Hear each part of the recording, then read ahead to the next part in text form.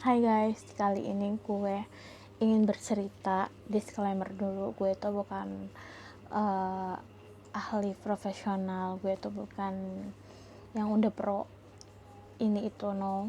Gue di sini hanya ingin membagikan cerita pengalaman gue selama 5-6 bulan sebelumnya. Di sini tuh gue pengen menceritakan kegagalan gue, dari awal kegagalan gue sampai dimana gue tuh merasakan kekosongan dalam hidup, sampai dimana akhirnya gue sekarang sedikit demi sedikit, dan gue masih berproses ya guys, menemukan siapa gue sesungguhnya. Dan gue mulai menyadari kayaknya gue tuh diturunkan sama Allah tuh di dunia ini tuh gak hanya untuk bekerja aja, gak hanya untuk menikah aja. Emang belum menikah sih sekarang, maksudnya ya kan, kalian pernah mikir gitu gak sih? Terus awal mulanya itu adalah gue awal mulanya itu ya pengalaman karir lah ya, pengalaman karir yang dari mulanya gue untuk memikirkan, sebelumnya gue ada job full time, cuman kayak gue nyadar kayak gue harus keluar dari zona nyaman, karena hal yang sebelumnya itu bikin gue tuh, menurut gue tuh kurang maju, kurang berkembang. Dalam artian itu gue tuh kayaknya gue harus melakukan sesuatu yang lebih bermanfaat, berimpact gitu kan. Tapi qadarullahnya ternyata gue pas bulan Juni itu, sebelumnya itu gue dapat info bahwa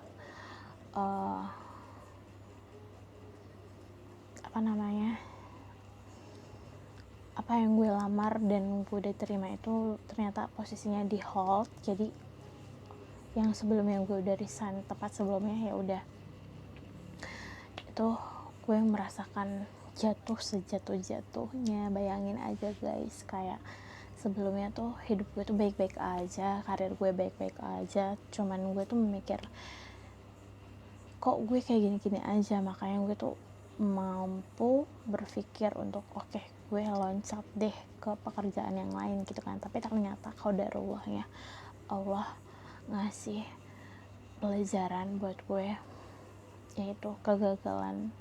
Awalnya gue tuh gak terima, awalnya tuh gue tuh kayak sebingung-bingungnya, kok bisa ya Allah terjadi sama gue gitu kan. Kalian juga gitu kan, kalau misalnya ada sesuatu ekspektasi yang gak sesuai sama kalian, pasti kalian bertanya-tanya kenapa terjadi kayak gitu. Sama halnya dengan gue juga. Jadi dari situ gue ya udah muter otak, gue nge-apply job yang lainnya.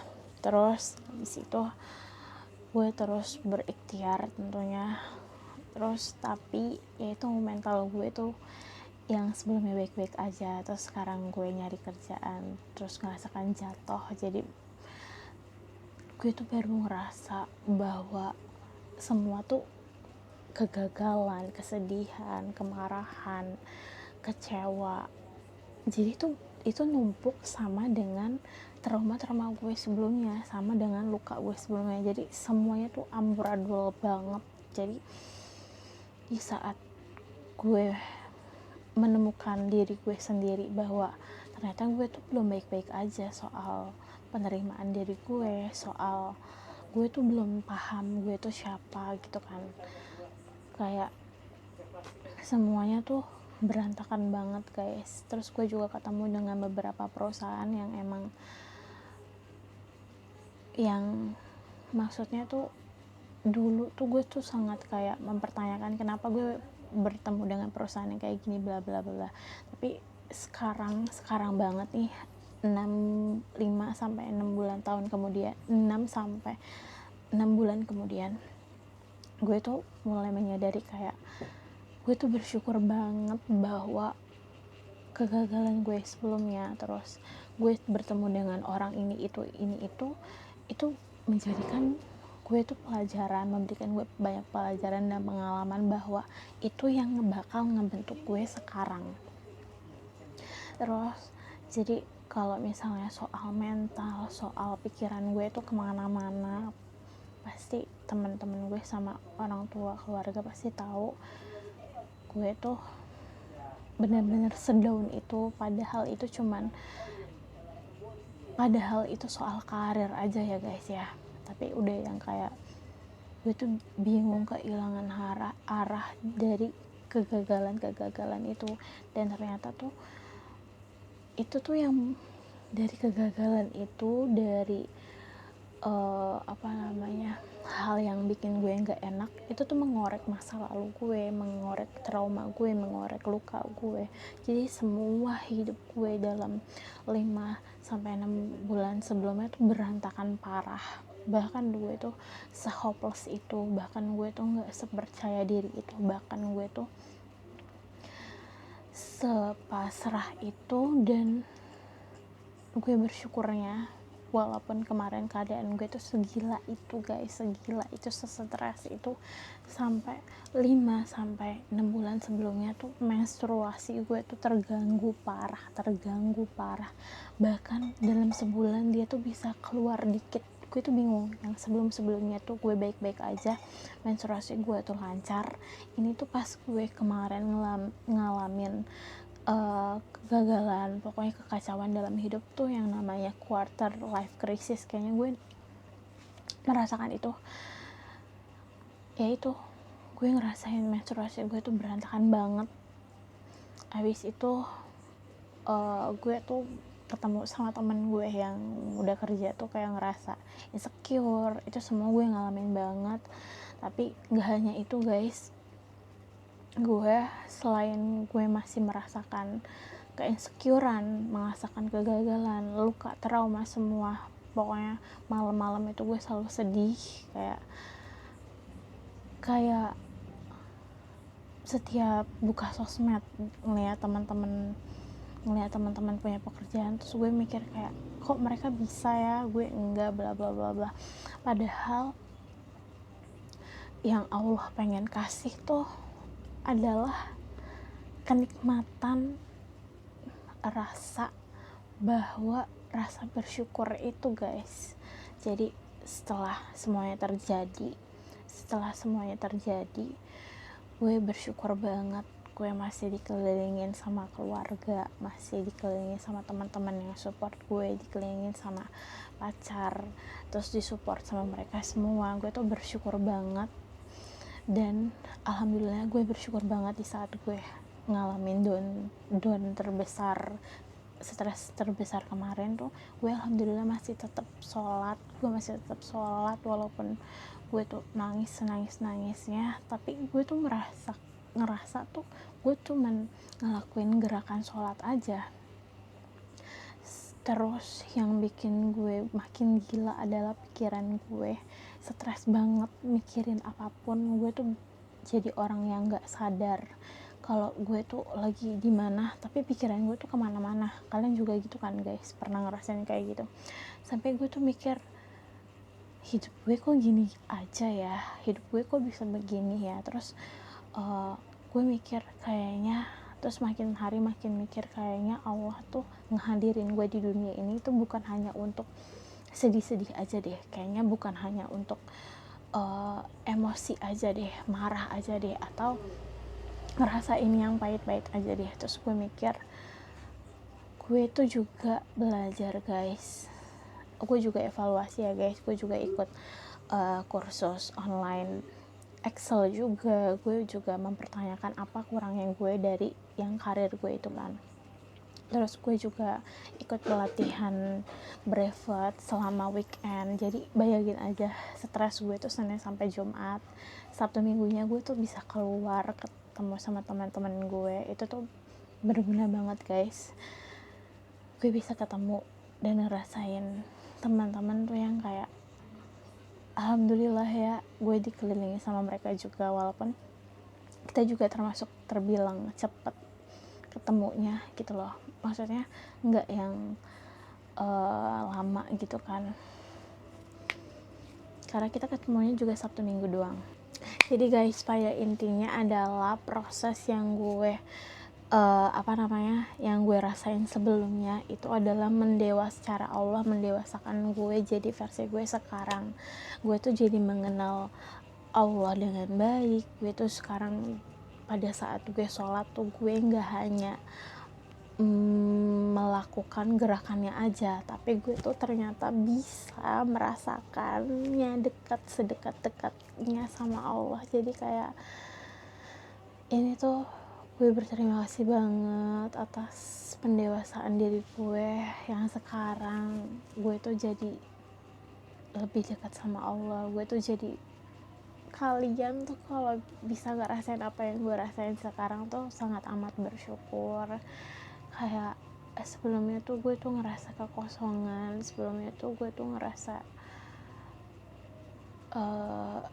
berantakan, bahkan pikiran gue tuh nggak bisa berhenti untuk tenang. Tapi gue juga belajar di podcast yang lain, kayak di podcastnya Kang Abu Marlo di terakhir nih, yang bikin gue ngerasa surrender gitu ya, menyerah banget sama Allah tuh, dan dekat banget perasaannya sedekat ini sama Allah tuh gara-gara gue nontonnya podcastnya Bang Dame. Kalian harus searching juga si Bang Dame. Jadi beliau itu banyak banget podcast, beliau itu cerita bagaimana cara dia tuh pengalaman dia mengenal dirinya sendiri. Dan sekarang gue tuh masih berproses ya guys. Gue juga sekarang gue tuh sedikit demi sedikit gue tahu apa yang harus gue pikirin, gue tahu apa yang harus gue lakuin di dunia ini, gue tahu apa yang harus gue manifesting di hidup ini. Jadi kita tuh di dunia ini tuh bukan hanya untuk mendapatkan uang aja, untuk menghabiskan uang aja, dan kita tuh di dunia ini tuh kita harus tahu diri kita sendiri itu siapa. Gue tuh amazed banget ya sumpah sama Bang Dame itu, Masya Allah tabarakallah. Beliau cerita bahwa kekuatan wudhu aja bener-bener gue udah praktekin. Jadi sebelumnya gue tuh masih stres itu gue meraktekin kan wudhu gitu kan. Terus dalam hati gue bilang, ya Allah aku mau tenang, ya Allah aku mau damai, ya Allah aku mau relax. Terus Masya Allah tabarakallah langsung diijabah, langsung dikabul.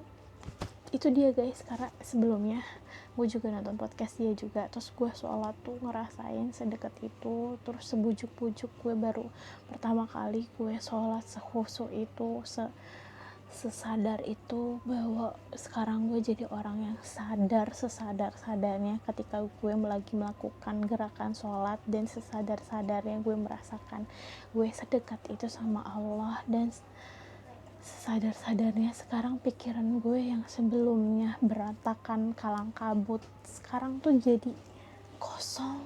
Sekarang gue tuh